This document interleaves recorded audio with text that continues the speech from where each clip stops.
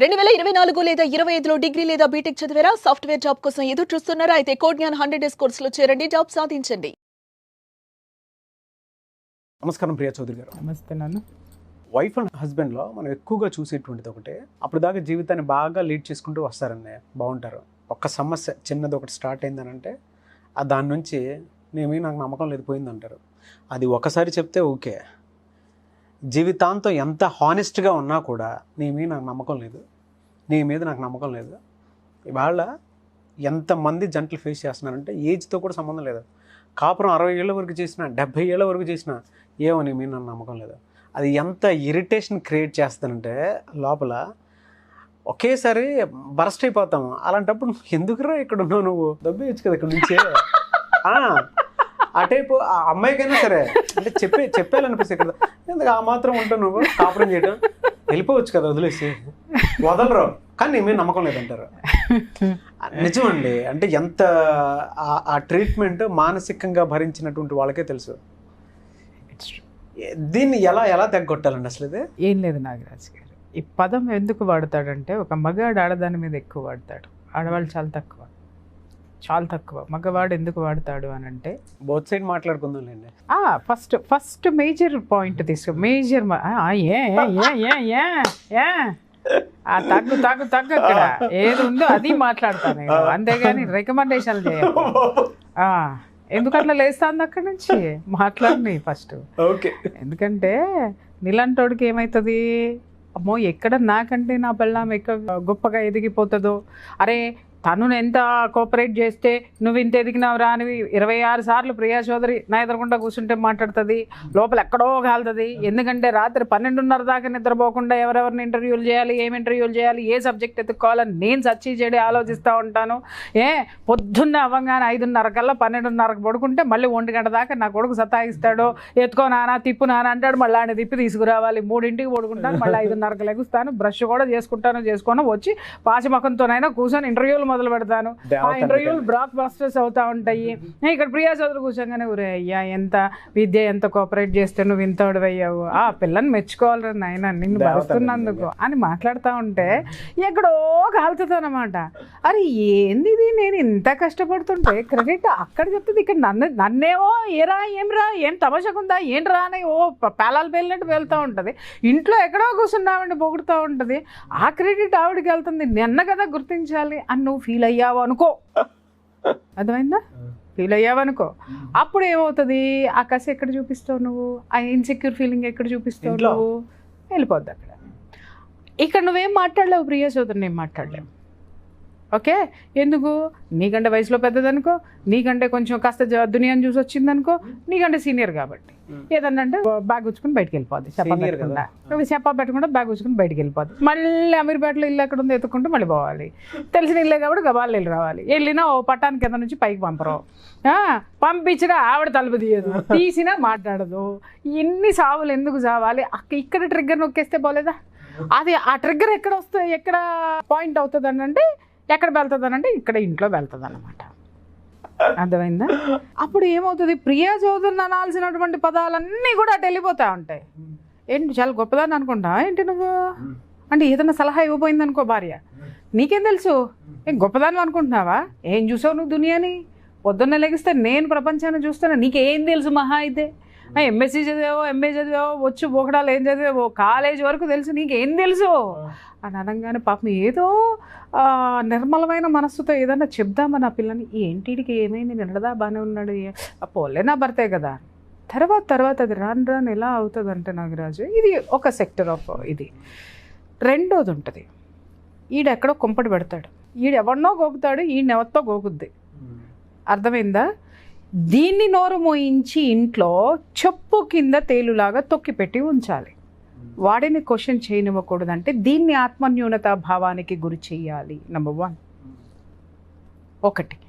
ఎందుకు అనంటే వాడికి ఏం చెప్పాలి అనంటే దీన్ని 24 గంటలు ఏదన్నా చేయని నాగరాజు ఒళ్ళు అమ్ముకొని తీసుకొచ్చి డబ్బులు ఇచ్చినా కూడా నీ మీద నాకు నమ్మకం లేదు అంటే భర్త ఏ విధంగా వీడిని నేను చూసుకుంటే నన్ను నమ్ముతాడు అనే విషయంలో చర్మం ఒలిచి చెప్పులు కుట్టి ఇది నీ చర్మమా, నాకు నమ్మకం లేదు, నీ మీద నాకు నమ్మకం లేదు లేదు ఆ అమ్మాయి సంపాదించిన ఏమంటే సేవింగ్స్ చేశాను, ఇదిగో తీసుకోండి, ఏదైనా ఇల్లు కొనుక్కోవాలి, ఏదైనా కొనుక్కోవాలి అని అంటే ఏమంటే నేను తీసుకొస్తాను, మనం ఆ ఇల్లు కొనుక్కుందాం. నీ మీద నాకు నమ్మకం లేదు, ఎందుకంటే వీడికి ఇష్టం లేదు ఆ ఇంట్లో ఆ ఇల్లు కొని ఈ అమ్మాయిని అక్కడ కూర్చోబెట్టడానికి. అదే ప్రియురాలకో ఉంచుకున్న దానికో లేకపోతే పెట్టుకున్న దానికో లేకపోతే అంతకుముందులు పెట్టుకున్న కొంపలు కొన్ని ఉంటాయి కదా, ఆ కొంపలకి ఇవ్వడానికి వీడు డిసైడ్ అయిపోతాడు. అది ఇక్కడ దీన్ని ఏం చేస్తాడంటే ఆత్మన్యూనత భావానికి గురి చేసేస్తా ఉంటాడు. దీనికి ఆత్మగౌరవం ఎక్కువ కదా, ఆత్మగౌరవం ఎక్కువయ్యేసరికి అరే నేను ఏం చేస్తున్నాను, ప్రతిదీ ఇతని ముందే చేస్తున్నాను కదా, ప్రతిదీ ఇతనికి తెలిసే చేస్తున్నాను కదా, అరే ఎవరితో మాట్లాడాలన్నా మాట్లాడినా, వెళ్ళాలన్నా వెళ్ళినా, వచ్చినా కూర్చున్నా ఇతనికి తెలియకుండా నా జీవితంలో ఏం జరుగుతుందని ఇతను నన్ను నమ్మలేకపోతున్నాడు, ఎందుకు నమ్మట్లేదు అనేది ఆ లోపల బాధ సలుపుతుంది నాగరాజు. అది భయంకరమైనటువంటి నరకం. ఆ నరకం ఎలా ఉంటుందో చెప్పమంటావా నాగరాజు? అటువాడిని చంపేయాలన్నా చంపేయలేదు, ఇది చావాలన్నా చావలేదు. ఎందుకో చెప్పనా? చంపేయడానికో చావడానికో ధైర్యం లేక కాదు నాగరాజు, మధ్యలో పిల్లలు అనేటటువంటి వాళ్ళు ఉంటారు. ఆ పిల్లలు అనేటటువంటి ఆ బ్రిడ్జ్ ఏదైతే ఉంటుందో దాన్ని కూల్చుకోవటం ఇష్టం లేదు. అండర్స్టాండ్? ఆ పిల్లల కోసమో లేదంటే ఎక్కడో భర్త అనేటటువంటిది ఎప్పుడైతే తాళి కడతాడో ఆ కట్టిన వెంటనే ఇతనే నాకు సర్వస్వం అని ఒక వీక్ మూమెంట్లో సబ్కాన్షియస్ మైండ్కి తీసేసుకుంటూ చూసావా, అది వీడు చచ్చేదాకా భరించడానికి ఆ ఒక్క ఫీలింగ్ ఏదైతే ఉందో, భావోద్వేగం ఏదైతే ఉందో, ఆ భావోద్వేగమో పచ్చబొట్టులాగా లోపల ఉండిపోతుంది. చెరగదు. అది అంత లోతైన మాట చెరగదు నాగరాజు. ఇలా ఎంతమంది ఆడవాళ్ళు కుమిలి కుమిలి కుమిలి చస్తున్నారో బోళ్ళ చూశాను, చాలా చూశాను. ఎంత అనుభవిస్తున్నారో నాకు తెలుసు. ఇవన్నిటినీ బయటికి చెప్పుకుందామంటే ఈమెకి ఒక పరపతి ఉంటుంది, ఈమెకు ఒక పరువు ఉంటుంది, ఈమెకు ఒక సర్కిల్ ఉంటుంది. ఈ భర్త ఇది చేస్తున్నాడు అని బయట చెబితే ఈమెకి ఏ విధమైనటువంటి పరువు దక్కుతుంది? అలాగే తన భర్త తనకంటే గొప్పవాడిగా ప్రొజెక్ట్ చేసుకుంది కదా సమాజంలో. ప్రొజెక్ట్ చేసుకోవాలని అనుకుంటుంది, ఆడదైనా ఆడేదామని చెప్పడానికి ఇష్టపడదంటే. అటువంటిది ఇది బయటికి వస్తే ఒకసారి వింటారు, రెండోసారి వింటారు, మూడోసారి ఎదుటివాడో దాన్ని అవకాశంగా తీసుకుంటాడేమో అని చెప్పేసి అని అటు భర్తని శిక్షించలేక తనకి తాను వేసుకునేటటువంటి శిక్ష ఏంటో తెలుసా నాగరాజు? తెలుసా? నరకం, మానసిక క్షోభ. అది ఎలా ఉంటుంది అని అంటే చాలామంది ఆడవాళ్ళని చూస్తూ ఉంటాం, గృహిణులను చూస్తూ ఉంటాం, అన్నీ ఉంటాయి నాగరాజు. ఒంటి నిండా నగలు ఉంటాయి, ఖరీదైన చీరలు ఉంటాయి, ఖరీదైన కార్లు ఉంటాయి, ఖరీదైన మేడలు ఉంటాయి, కానీ జీవం మాత్రం ఆడదానిలో ఉండదు. కారణం ఇది తల్లి కడుపులో ఉన్న అభిమన్యుడి పాత్ర 100%. ఎందుకంటే తల్లి కడుపులో ఉన్న అభిమన్యుడి పాత్ర కాదు, పద్మవ్యూహంలో ఉన్న అభిమన్యుడి పాత్ర. ఆ వెళ్ళడం వరకే తెలుసుకున్నాడు, రావడం అనేది అది అతనికి తెలియలేదు. అది తెలుసు కాబట్టి పన్నాగం పన్నారు మిగిలిన వాళ్ళు. మొగుడు కూడా అంతే. పెళ్ళాం యొక్క ఆ భార్య యొక్క బలహీనత ఏమిటో వాడికి బాగా తెలుసు. ఏంటి అంటే ఆత్మ గౌరవం, ఆ అస్తిత్వం మీద దెబ్బ కొడతాడు. ఆ దెబ్బ ఎలా సలుపుతుందంటే రాచపుండు కంటే ఘోరంగా ఉంటుంది నాగరాజు. కానీ ఒకటి మాత్రం గుర్తుపెట్టుకోవాలి, కొన్ని సందర్భాలు చూస్తాం, భర్తని చంపేసినటువంటి భార్య, విషం పెట్టి చంపిన వాళ్ళు ఉన్నారు, గొడ్డలతో నరికిన వాళ్ళు ఉన్నారు, ఇంకేదో చేసిన వాళ్ళు అందరూ ఉన్నారు. అన్నిటినీ నేను సమర్థించను, కానీ కొన్ని కేసులు తీసి చూడండి, దాని వెనుక వాడు ఆమెని ఎంత భయంకరమైనటువంటి ఈ విధమైనటువంటి మానసిక క్షోభకి గురి చేస్తేనో అది జరుగుతుంది. ఎందుకు జరుగుతుంది మీరు అనొచ్చు, విడాకులు తీసుకొని బయటికి వెళ్ళిపోవచ్చు కదా మేడం అని చెప్పేసాను. వాడు వెళ్ళనివ్వడు నాగరాజు, వీళ్ళు రాలేరు నాగరాజు. ఏదో ఒక క్షణికావేశము అని మనం మాట్లాడతాం, అది క్షణికావేశం మాత్రం కాదు. ఎంతో కాలం నుంచి భరించి భరించి భరించి చివరికి ఇలాంటి హత్యలకి దారి తీసేటటువంటి హత్యలు కూడా కొన్ని ఉన్నాయి అని మాత్రం నేను చాలా స్ట్రాంగ్గా చెప్పగలను. నేను ఇది ఎందుకు వస్తుంది నాగరాజు? అందమైన జీవితాన్ని గడపటం అనేది ఎవడికి ఎందుకు చేత కాదు నాగరాజు? ఒక ఆడది అంత బలహీనురాలా, ఒక వెధవని బలహించేంత బలహీనురాలా అంటే కాదు. చాలా ధైర్యవంతురాలు, చాలా ఓర్పువంతురాలు. ఆ ఓర్పును వాడు క్యాష్ చేసుకుంటున్నాడు అంతే. కానీ ఆ ఓర్పు గనక దాటిందో ఏ క్షణమైనా ఏదైనా కావచ్చు, ఆపలేడు. వాడేమంటాడంటే కోర్టుకు వెళ్తావా, ఎల్లు, నలుగురిలో అల్లరి చేస్తావా, చెయ్యి, ఇలా రెచ్చగొడతాడు. ఆవిడ విని విని విని విని ఏమవుతుందంటే వీడు కోర్టుకు వెళ్ళినా లాభం లేదు, వీడిని రచ్చకిచ్చినా లాభం లేదు, పోలీస్ స్టేషన్లో పెట్టినా మళ్ళీ బయటకు వస్తాడు, వీడిలో ఉన్నటువంటి అహాన్ని చంపాలి అంటే మార్గం ఏంటంటే వీడిని చంపటమే అనే స్థితికి వచ్చిన ఆడవాళ్ళు చాలామంది ఉన్నారు. జాగ్రత్త. ఎందుకంటే నేను చూస్తున్నాను, ఎంతోమందిని ఆపాను, ఆపుతున్నాను. క్షణం నిన్ను నువ్వు కాపాడుకోగలవా? అలాంటిది ఆడదానిలో భూదేవంత ఓర్పు ఎంత ఉందో, పరాశక్తి అంత, చండి, చండిక, చాముండి, ఇవన్నీ ఆడదానికి పేర్లే. అంత ఉంది రౌద్రం. ఆ రౌద్రాన్ని బయటికి మాత్రం తీయకండి. అది ఒక్కటే నేను చెప్పగలిగింది. ఇకపోతే మీరు both sides of the coin మాట్లాడుకుందాం. ఆడవాళ్ళ దగ్గరికి వద్దాం. మగవాడి పట్ల నమ్మకం లేదు అని ఒక ఆడది మాట్లాడుతుంది అని అంటే దానంత వెధవ అది జీవితంలో బతికి ఉన్నా చచ్చినట్టే. అర్థమైందా? జీవోత్సవం అది. ఈ కరెక్ట్ పదం వచ్చింది, జీవోత్సవం అది. ఎందుకంటే సమాజంలో నీకు ప్రొటెక్షన్ ఇచ్చేది కుటుంబం. ఆ కుటుంబంలో ఆ ప్రొటెక్షన్ని కాపాడేటటువంటి వ్యక్తి ఎవరైతే ఉన్నారో భర్త.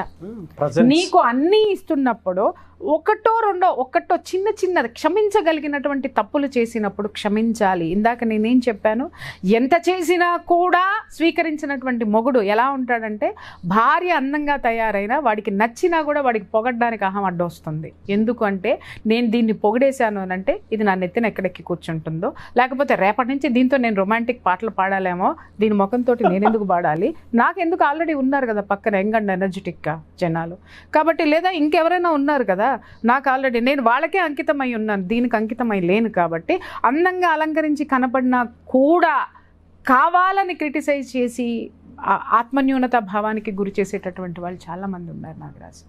ఓకే, ఇక్కడ వచ్చేసరికి ఈ భార్య విషయంలో నిజంగా చిన్న విషయాలు ఏమైనా ఉంటే క్షమించగలిగేటటువంటి విషయాలు ఉన్నప్పుడు క్షమించి ముందుకు పోతే నీ జీవితము 3 పువ్వులు 6 కాయలు హ్యాపీగా ఉంటుంది. అది లేకుండా ఎవరి కోసమో, ఇప్పుడు మగాడి దృష్టిలో ఏం చెప్పామో ఆడదాని దృష్టిలో కూడా అవే ఉన్నాయి అనుకుంటే దాని బ్రతుకు నరకం నాగరాజు. ఇక్కడేమో మొగుడు వల్ల బాధపడేటటువంటి భార్య జీవితం నరకం అయితే, మొగుడిని బాధ పెట్టేటటువంటి భార్య, మనం అనుకుంటాం భర్త బాధపడుతున్నాడని, కానీ నరకం దానికే జీవితం. ఎందుకంటే సమాజంలో విలువ ఉండదు, ఎవరికి దాని పట్ల గౌరవం ఉండదు. ఎవరికైనా మాట ఇక్కడి నుంచి వస్తుంది, బాగున్నావా, ఓకే అని ఇక్కడి నుంచి వస్తుంది తప్ప దాన్ని చూస్తే, దాని క్యారెక్టరైజేషన్ చూస్తే సమాజంలో ఒక ముద్ర వేసుకొని పక్కన పడిపోయి ఉంటుంది.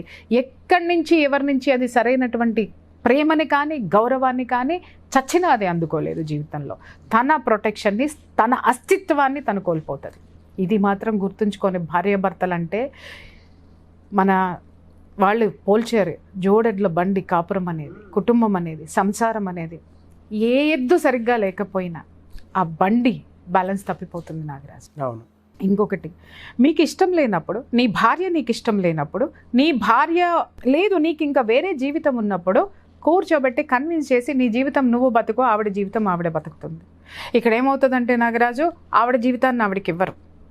ఓకే, వీడు మాత్రం ఎంజాయ్ చేసేస్తూ ఉంటాడు. వీడు మాత్రం ఎన్ని కారణాలు చెప్తాడంటే, ఒరే ఎందుకురా నువ్వు ఇట్లా చేస్తున్నావు, ఎందుకురా భార్యను వదిలేసి ఇలాంటి లత్కోర పనులు చేస్తున్నావు అని మనం అడిగితే, వాళ్ళు నాకు ఎంత హెల్ప్ చేస్తున్నారో తెలుసా, ఈ కుటుంబాన్ని పోషించడానికి అని మాట్లాడతాడు వాడు. భార్యకి ఏమనిపిస్తుందో తెలుసా సార్, అంతకంటే అవమానం.